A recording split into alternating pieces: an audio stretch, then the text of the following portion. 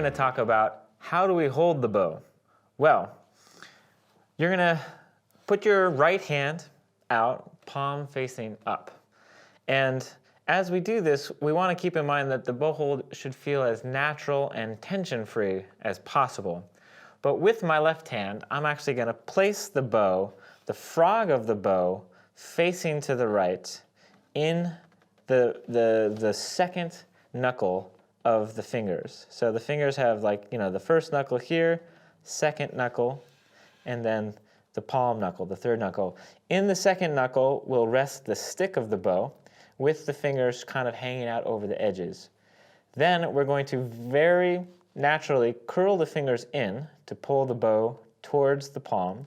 And I'm going to do it enough so that my thumb is going to touch where the frog meets the stick of the bow. You can see there's a little bump where the frog meets the stick right around the grip. And my thumb is going to stay bent and contact the bow right there. So I'm going to now flip it over. I'm going to flip the bow this way so you can see my fingers from the outside.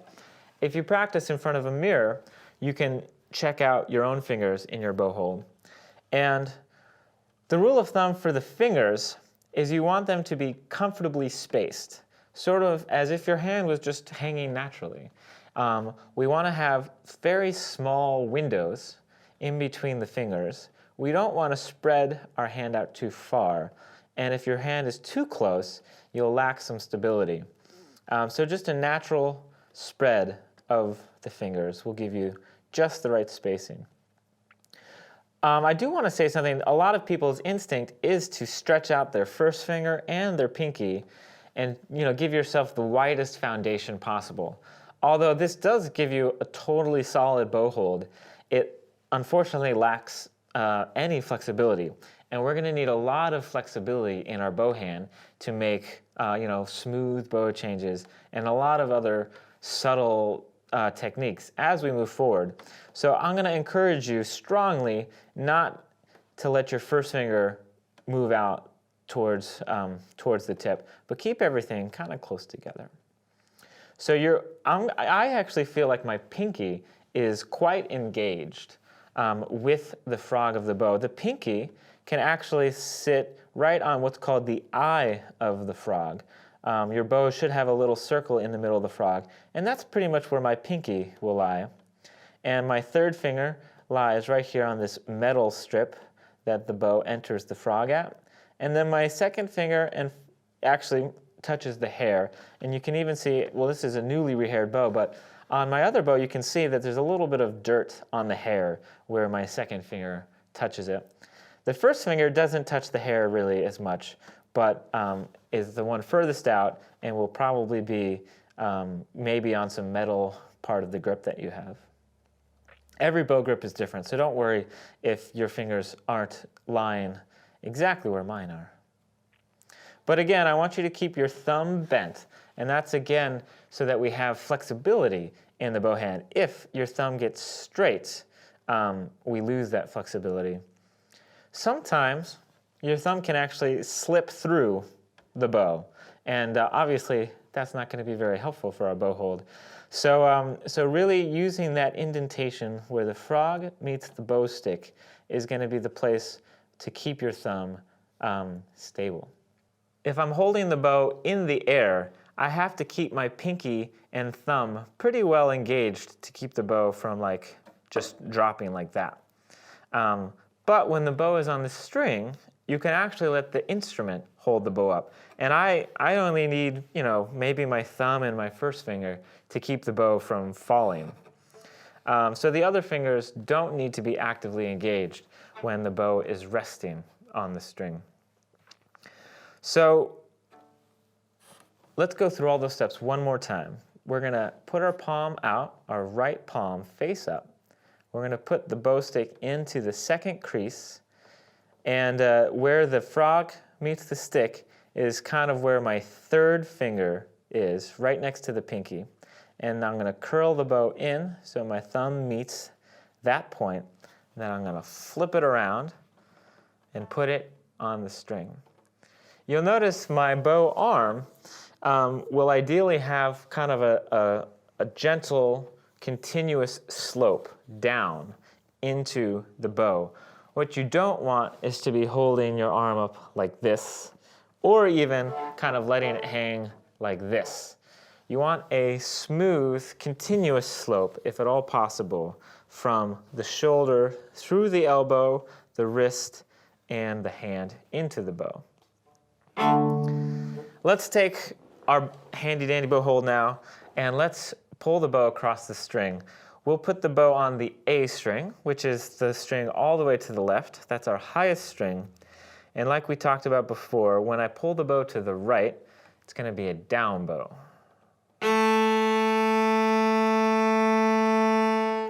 Don't worry about how long it takes for you to pull the down bow. It could be really quick, or it could take forever.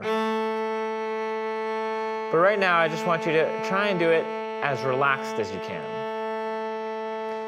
When you get to the tip, I want you to stay.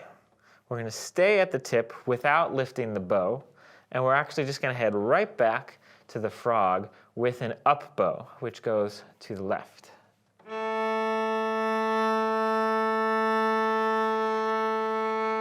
And then we're going to freeze at the frog again. So all of our weight of our arm is just kind of sinking into the string.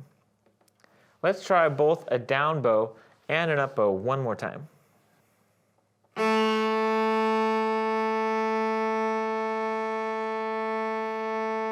Stay at the tip. Don't lift the bow off the string, and we're going to head right back. Up bow.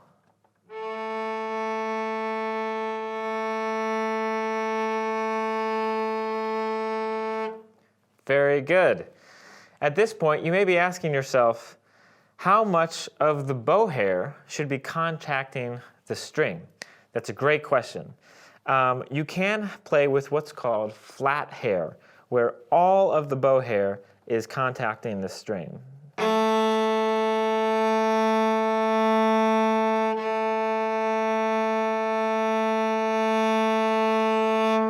Also, through the course of playing, I think it's actually pretty common for most people to play with slightly slanted hair, where the hair is turned out towards the ground a little bit, towards the bridge.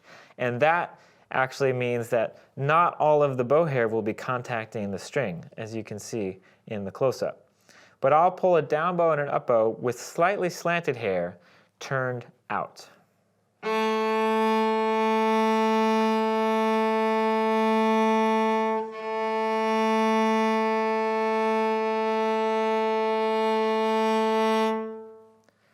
So now let's try and pull down bows and up bows on each string, okay? So we already did the A. Now let's move to the right one string to the D string. Put the bow on the frog and relax all of your arm weight into the instrument. I don't want you to be holding up like this if you can help it. I want you to drop your shoulder so that we have this smooth, gentle slope all the way into the string. You can even slant your bow hair slightly. I think that actually helps this smooth angle we've been talking about in the bow arm. I'm going to take a down bow and an up bow. Why don't you guys join me?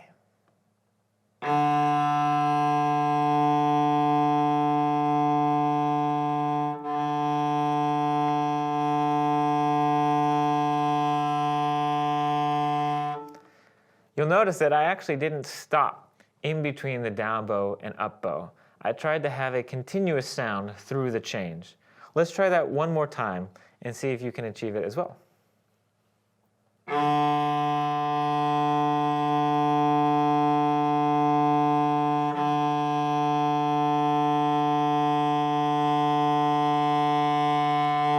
may take a few times, but honestly both ways are really good to practice, either stopping between the bows or trying to go for a continuous sound.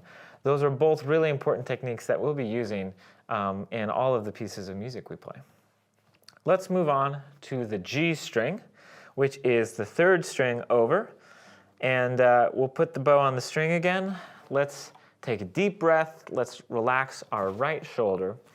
Let's get our smooth angle going and keep our fingers relaxed. You can even try and, like I'm holding the bow so that I can wiggle my fingers and keep my hand relaxed. I'll pull a down bow and an up bow again. Join me.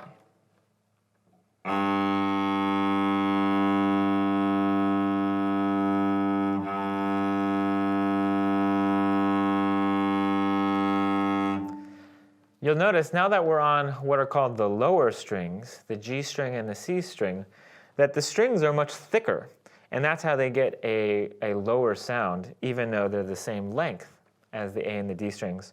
So we'll actually require more arm weight in order to get the thicker string vibrating.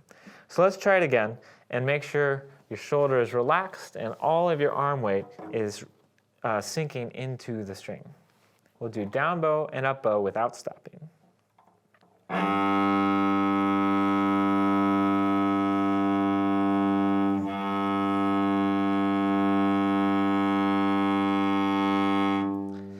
Now we'll finish with the C string.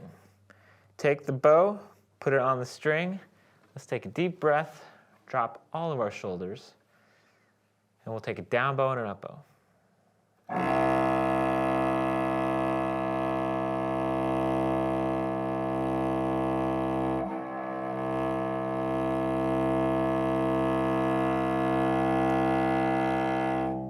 Very good.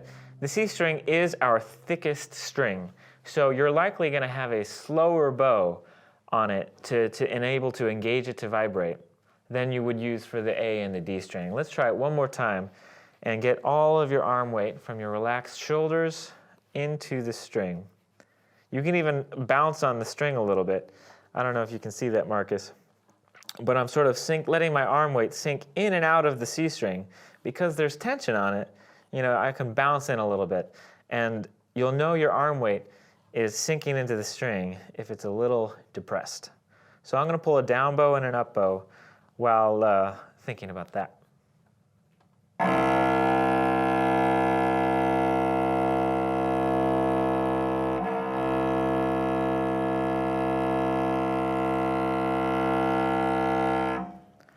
Very good.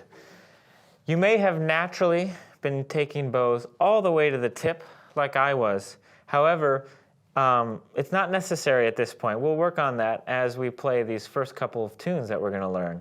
But if you only go to, say, the middle of the bow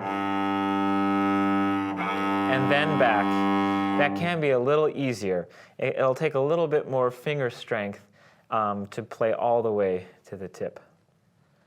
In our next video, we'll explore more of what it takes to have a good sound playing the cello and what it means to play with a straight bow.